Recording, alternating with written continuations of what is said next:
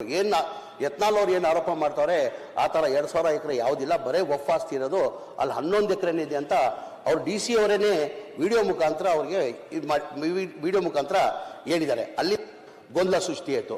ಇದು ಪದ್ಧತಿ ಇವತ್ತಿಂದ ಇಲ್ಲ, ಈ ವಫ್ ಅದಾಲತ್ ಮಾಡ್ಕೊಂಡು ಬರ್ತಾ ಇರೋದು, ಈ ನೋಟಿಸ್ಗಳು ಕೊಡ್ತಾ ಇರೋದು ಪದ್ಧತಿ ಇವತ್ತಿಂದ ಇಲ್ಲ, ಬಹಳ ಹಿಂದಿಂದ ಬರ್ತಾ ಇರೋದು. ಏನೋ 60-70 ವರ್ಷದಿಂದನೂ ಈ ಪದ್ಧತಿ ಎಲ್ಲ ಸರ್ಕಾರದಲ್ಲಿ, ಜನತಾದಳ ಸರ್ಕಾರದಲ್ಲಿ ನೋಟಿಸ್ ಕೊಟ್ಟಿದ್ದೀವಿ, ಕಾಂಗ್ರೆಸ್ ಸರ್ಕಾರಲ್ಲೂ ನೋಟಿಸ್ ಕೊಟ್ಟಿದ್ದೀವಿ, BJP ಸರ್ಕಾರಲ್ಲೂ ನೋಟಿಸ್ ಕೊಟ್ಟಿದ್ದೀವಿ. ಈಗ BJP ಸರ್ಕಾರ ಇರುವಾಗ 2008ಇಂದ ಹಿಡ್ಕೊಂಡು 2013ವರೆಗೂ 1100 ನೋಟಿಸ್ ಕೊಟ್ಟು ಖಾತಾಗಳು ಮಾಡಿದ್ದಾರೆ BJPದಲ್ಲಿ. ಎಷ್ಟು? 2008ಇಂದ ಹಿಡ್ಕೊಂಡು 2013ವರೆಗೂ 1100 ನೋಟಿಸ್ ಕೊಟ್ಟಿದ್ದಾರೆ. ಅದಾದಮೇಲೆ 2019ಇಂದ ಹಿಡ್ಕೊಂಡು 2023ವರೆಗೂ 4567 ನೋಟಿಸ್ಗಳಿಗೆ ಕೊಟ್ಟಿದ್ದಾರೆ. ಒಟ್ಟಾಗಿ BJP ಸರ್ಕಾರ ಇರುವಾಗ 5667 ನೋಟಿಸ್ಗಳು BJP ಸರ್ಕಾರ ಕೊಟ್ಟಿದ್ದಾರೆ. ಕಾಂಗ್ರೆಸ್ ಸರ್ಕಾರದಲ್ಲಿ 2013ಇಂದ ಹಿಡ್ಕೊಂಡು 2018ವರೆಗೂ 3286 ನೋಟಿಸ್ಗಳು 86 ನೋಟಿಸ್ಗಳು. ಯಾರಿಗೆ ನೋಟಿಸ್?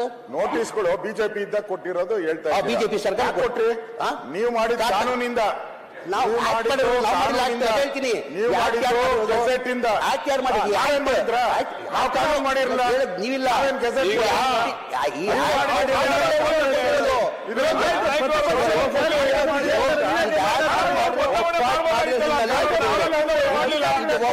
ಬಂತು ಬಿಫೋರ್ ಇಂಡಿಪೆಂಡೆನ್ಸ್ ಅಲ್ಲಿ 1930 ವಫ್ ಆಕ್ಟ್ ಬಂತು. ಅದಾದ್ಮೇಲೆ ಚೇಂಜಸ್ ಮಾಡ್ಬಿಟ್ಟು 1923 ವಫ್ ಆಕ್ಟ್ ಇರೋದು. ಅದಾದ್ಮೇಲೆ ನಮ್ಮ ಸರ್ಕಾರದಲ್ಲಿ ಆಗಿದ್ದು, ನಮ್ಮ ಸರ್ಕಾರದಲ್ಲಿ ನೋಟಿಸ್ ಕೊಟ್ರಿ